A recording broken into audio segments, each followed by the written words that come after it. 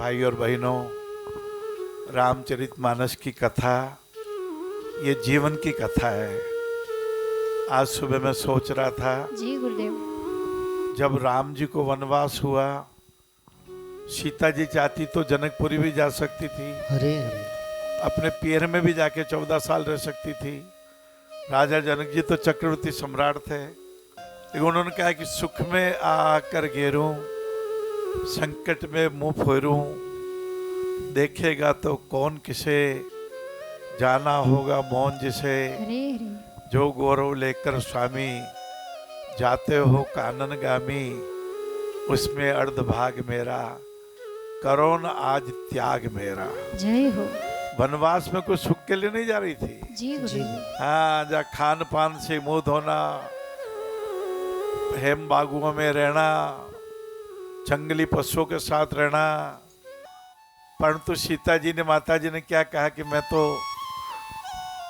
नाथनंद भय दो तुम हमको, जीत चुकी है हम यम को। जय हो। उन्होंने सावित्री जी की बात भी बताई थी। जी। इसीलिए बंधुओं, मैं आपके पास जब आता हूं तो मैं जीवन की बात लेके आता हूं।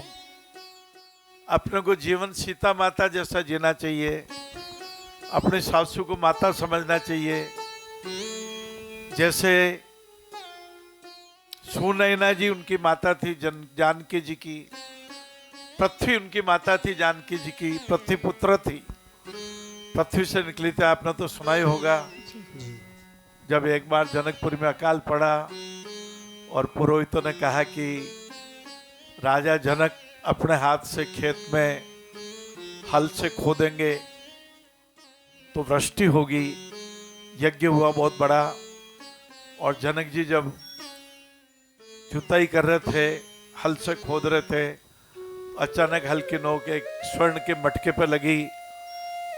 आधा मटका बाहर की तरफ नजर आया, उसमें एक बालिका थी। वो बालिका ही सीता माता हुई, पृथ्वी पुत्रा। हरे हरे।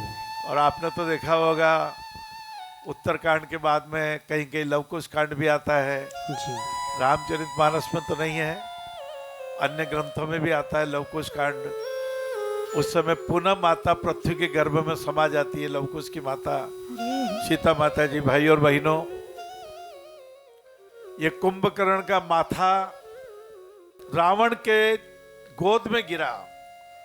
रावण बहुत बिलखा, बहुत चिल्लाया, बहुत रोया, अरे कुंभकर्ण तुम भी चले गए, मुझे अकेला छोड़ के चले। अरे घमंडी, तेने तो कुल का नाश कर दिया, तेने कुल का नाश कर दिया। और ऐसे कुल का नाश किया कि मंदोदरी ने समझाया, माल्यवांत ने समझाया, विभीषण ने समझाया, शुक और सारण ने समझाया, कई अन्यों ने समझाया, और कुबेर का पुष्प विमान छीन लेने का पाप किया। अभी मेरे अंगुलियां लग रही है कदम्ब के वृक्ष की एक डाली के ऊपर। कदम्ब का वृक्ष, जहाँ वृंदावन जी में जब जाएंगे तो कदम्ब के वृक्ष बहुत मिलेंगे। कृष्ण भगवान मुरली मनोहर, रास रसैया, बांसुरी बजैया। हाँ, कदम्ब के वृक्ष के नीचे, यह तो वृक्ष की एक छोटी सी डाली है। जी लाला, भगवान श्री कृष्ण प्रेम का स्वरूप, कण कण में व्याप्त। और गुरुदेव प्रेम की बात चली तो एक प्रश्न यहाँ पे गुरुदेव ईटानगर से आया है। एक सज्जन कह रहे हैं कि वो जब दुनिया की समाज की सेवा करते हैं तो क्यों ना सगे संबंधियों की भी सेवा की जाए, सगे संबंधियों को भी उतना ही प्रेम दिया जाए।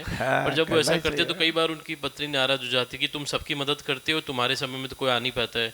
तो वो सज्जन का दिल ऐसा द्रवित है कि वो सगे संबंधियों को भी उतना ही निभाना चाहते हैं, रिश्तों नातों को भी निभाना ही चाहिए बाबूजी। अपनी परिधि को यदि विस्तारित नहीं करेंगे और यदि केवल मैं तो वो बकरी मैं करती है ना। ये शरीर भी मेरा नहीं है बाबूजी। देखो, सगे संबंधी को तो सेवा करनी ही चाहिए।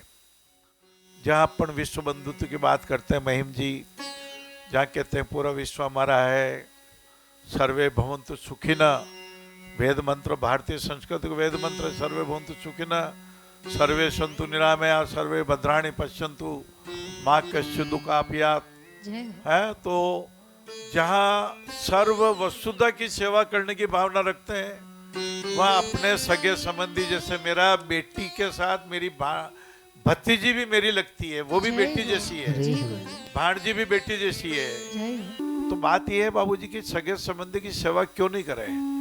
करना चाहिए ना। मैं नहीं, मेरा नहीं, यह धन किसी का है दिया, जो भी अपने पास है वह तन किसी का है दिया। ये मन मंदिर है, देह देवालय है,